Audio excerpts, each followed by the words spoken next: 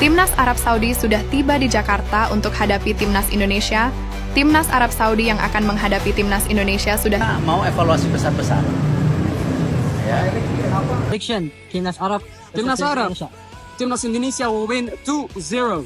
Prediksi skor Indonesia versus Arab Saudi. Gak muluk-muluk 3-0. Wah, gak muluk-muluk nih. Oke teman-teman, seperti biasa saya akan mereaksi sepak bola Indonesia, di mana Arab Saudi sudah datang ke Indonesia. Mereka mungkin akan berjuang untuk mencuri poin di kandang Indonesia seperti itu. Dan apakah peluang Indonesia masih terbuka untuk menuju ke Piala Dunia round 4 nanti seperti itu? Dan kita melihat bagaimana tebak-tebak skor dari netizen tanah air dan juga dari luar. Seperti apa tanggapan dan komentar mereka. Mari kita saksikan video ini bersama-sama.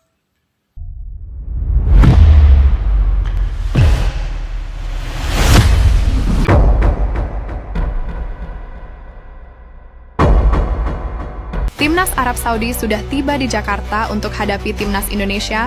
Timnas Arab Saudi yang akan menghadapi Timnas Indonesia sudah tiba di Jakarta. Jumat malam kedua tim akan berhadapan di Stadion Utama Gelora Bung Karno, Jakarta, Selasa 19 November.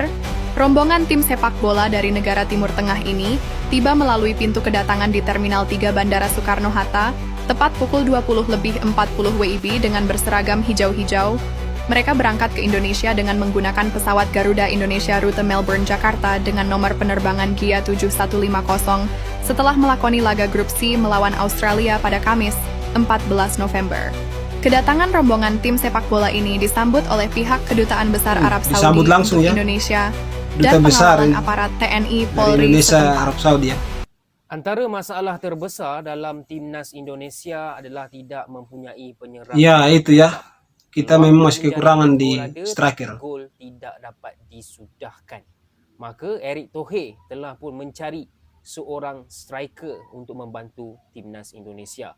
Okey, disebabkan banyak request, banyak DM suruh aku review player ni, jom aku review. Sebelum tu korang yang minat konten striker yang lagi mantap, coy, mau dinaturalisasi ya oleh Romeni. Adalah seorang striker yang bermain di Liga Eredivisie. Dan macam yang korang boleh agak, dia ni daripada Belanda lah. Nenek dia adalah orang Indonesia, jadi dia adalah darah Indonesia untuk diwariskan menjadi pemain timnas. Kelebihan terbesar oleh Romeni adalah dia punya fizikal, dia punya ketinggian. Okay? Dengan ketinggian 1.85 meter, maka bolehlah dia bersaing dengan defender-defender Arab. Kan? Defender Arab ni tinggi-tinggi. Lepas tu kalau nak pergi dekat Eropah lagi lah, defender semua tinggi-tinggi. So, kenalah cari striker yang tinggi lampai macam ni. Dari segi cetakan gol, sebenarnya tak adalah banyak sangat untuk tahun ni. Okay, dia bermain untuk Utrecht, skor 3 gol sahaja dalam 26 perlawanan. Tapi dekat kelab sebelum ni boleh tahan perform juga. Dekat kelab Emmen, dia skor 13 gol dalam 45 perlawanan. Jadi, adakah korang rasa oleh Romeni ni jawapan ataupun puzzle terakhir untuk melengkapkan Timnas Indonesia? Korang komen dekat bawah. Okay, macam biasa yang nak support Wibro, tekan sahaja butang follow. Itu ya teman-teman ya. Jadi memang dari jumlah gol dari oleh Romeni memang tidak terlalu ya, tapi dia masih umur muda dan bersama timnas bisa lebih baik lagi ya, yang saya melihat dari kualitasnya juga ya. Semoga itu bisa mendapatkan dampak yang positif bagi kita timnas Indonesia. Breaking news guys, inilah hasil yang diharapkan di match ke-6 kualifikasi Piala Dunia 2026 ronde ketiga, di mana timnas Indonesia itu berpotensi untuk langsung naik ke posisi 4 guys. Asalkan timnas Indonesia itu bisa melawan Arab Saudi besok hari Selasa dengan minimal skor 2-1, dan timnas Cina itu wajib kalah hitungannya seperti dengan itu ya, selisih gol yang cukup besar, minimal 5 gol. Kemudian Australia itu wajib imbang melawan Bahrain guys. Maka secara otomatis timnas Indonesia langsung naik 2 peringkat ke peringkat ke-4 jika semua hasil pertandingan match ke-6 hari Selasa besok itu hari ini ya guys.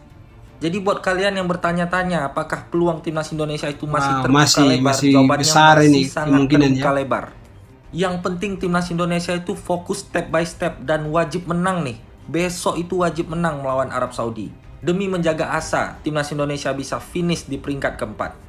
Dan harapan aku pribadi, semoga Eliano Renders itu masuk dalam skuad timnas Indonesia dan diberi kesempatan bermain ketika melawan Arab Saudi besok.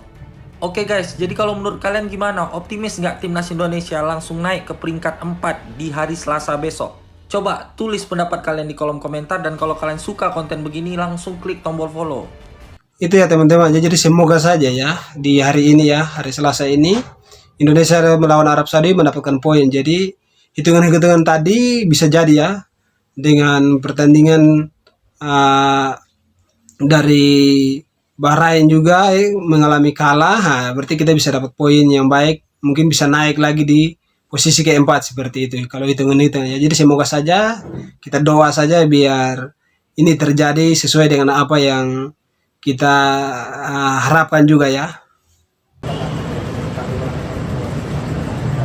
Semua dong. Tadi kita mau evaluasi besar-besaran.